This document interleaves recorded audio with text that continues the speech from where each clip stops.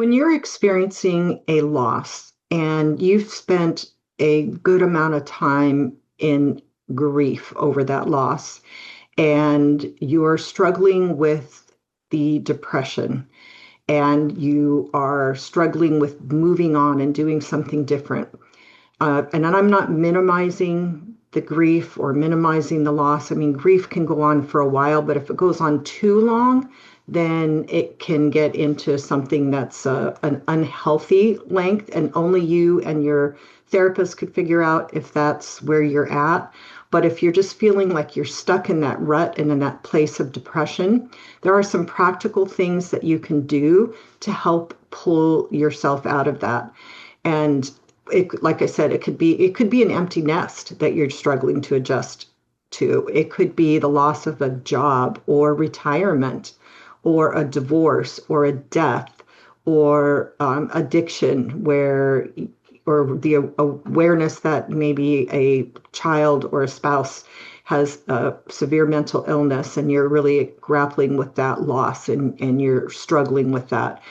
So how do you work through getting to the place where you can do something different? So the first thing that you want to do is you want to see if you can do some practical steps to take care of yourself, even that maybe it's your friend's been bugging you to go out and you've been like, nope, nope, nope, don't want it. But then you're just like, I am going to put my feet in one in front of the other, and I'm going to go out even though I don't feel like it. I'm going to go be with people even though I don't feel like it. So it's forget the feelings, put the action into place, and do what you know is good for you, even though you don't feel like doing what you're doing. When you spend time around people or getting out of the house, getting out of that rut, it will help. First, the footwork, then the emotions, and finding some joy in that will come eventually. The other thing is you want to think about finding some kind of purpose. Now, it may not be a purpose that replaces what happened. It might not be to get involved with, young people if you've lost a relationship with a child. It might not be necessarily dating if you've lost a spouse.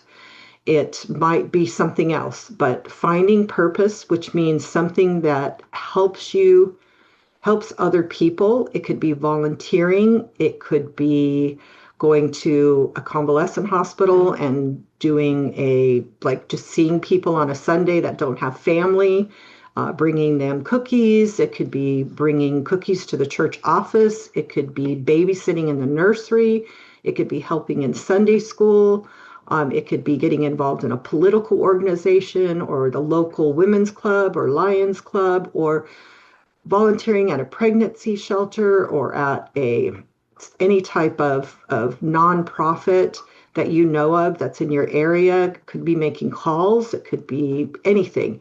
Just think about it. Where could I volunteer? Because when you volunteer, you find that you begin to have a reason to get up, a reason to get out. Just being around people and feeling like you're doing something productive is going to lift your mood.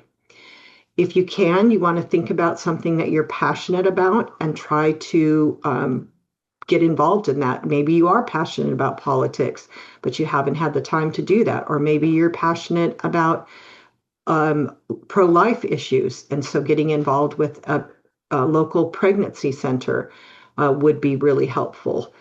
So think about, what do I really, really feel strongly about? That will also help you to kind of pull you out of that rut, get you out of that place of feeling nothing but the depression and the sadness.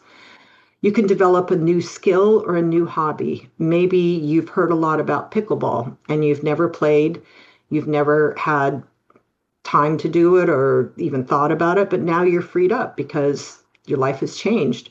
So maybe you can go look at the city and see if there's a local pickleball club, or maybe at the senior center and something. So think about learning a new skill. Think about maybe taking a class at the junior college, or getting involved in a Sunday school class. Maybe you haven't been able to do that and now you can, or maybe there's some kind of group, a women's Bible study. Maybe you've been too busy taking care of a sick loved one or something.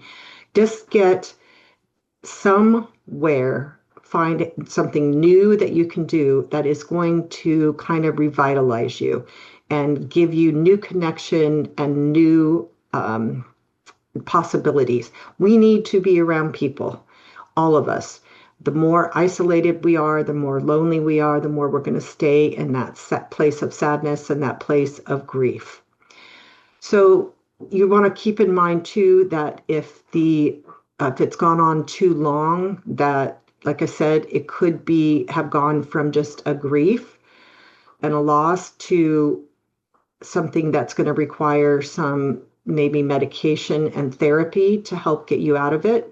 When you go into a prolonged depression, it can have an effect on the neurotransmitters in your brain, and it may require a short time of antidepressants in order to kind of shift those chemicals and help you to feel better and maybe to give you some more energy, or maybe to even numb a little bit because some of the antidepressants will numb some of the extreme feeling of sadness, which helps you to kind of pull yourself above that level. And then therapy helps you. In fact, studies show that when you're in a depression, that therapy, specifically cognitive behavioral therapy, where you look at your beliefs and your thoughts and how they're contributing to your depression, not that they necessarily cause it, but they can come as a result of the depression, or they can be increasing the depression because they're depressive thoughts and they're keeping you stuck. But that with medication has the best outcome for helping you to overcome the depression. So those are things that you would want to take into consideration. Depression can be situational, meaning it's caused by the loss of something, like I mentioned, loss of a job, death of a loved one, loss of a marriage, loss of relationship, or it can be mostly neurochemical or both. It can also be as a result of some physical illnesses like thyroid problems and other things that actually cause you to have symptoms that mimic depression. So what does not hurt, and hormones in women can have, and low testosterone even can cause feeling of depression. So if you're really struggling with that, it does not hurt to go do a checkup and do some blood work with your primary doctor to make sure that you're not in that place because of something physical that is going on with you. It doesn't take much to go make an appointment and just say, I'm kind of stuck and we're struggling with a lot of depression, maybe not normal for me. And he can rule things out fairly easily. So those are the basic things. If you want, I'll just kind of say them over again, is finding purpose, choosing to do things that you know are good for you, even though you don't feel like doing them, finding something you're passionate about, learning a new skill or a new hobby, checking your self-care, make sure that you're taking basic care of yourself. That can include going to a doctor and having a checkup to rule out physical causes for your feeling depressed. And then possibly therapy and medication if it is a prolonged depression that you're just not able to pull yourself out of. So one of the verses that I like that talks about this is New King James Version of Proverbs 11:25 says, "The generous soul will be made rich. He who waters will also be watered themselves or himself." So if you water others, you're going to be watered. So when you give to others, even being around others and talking and conversing, you find that your people give back to you. And definitely volunteering and developing a passion is investing into other people, other things, and it comes back and helps you. So I hope this is just some practical ideas. It's not a really deep talk, so just take it for what it's worth. And what it is that I'm talking to you about is just giving you some practical suggestions. If you find yourself unable to pull yourself out of a place of extended grief when you are struggling with a loss. So God bless you.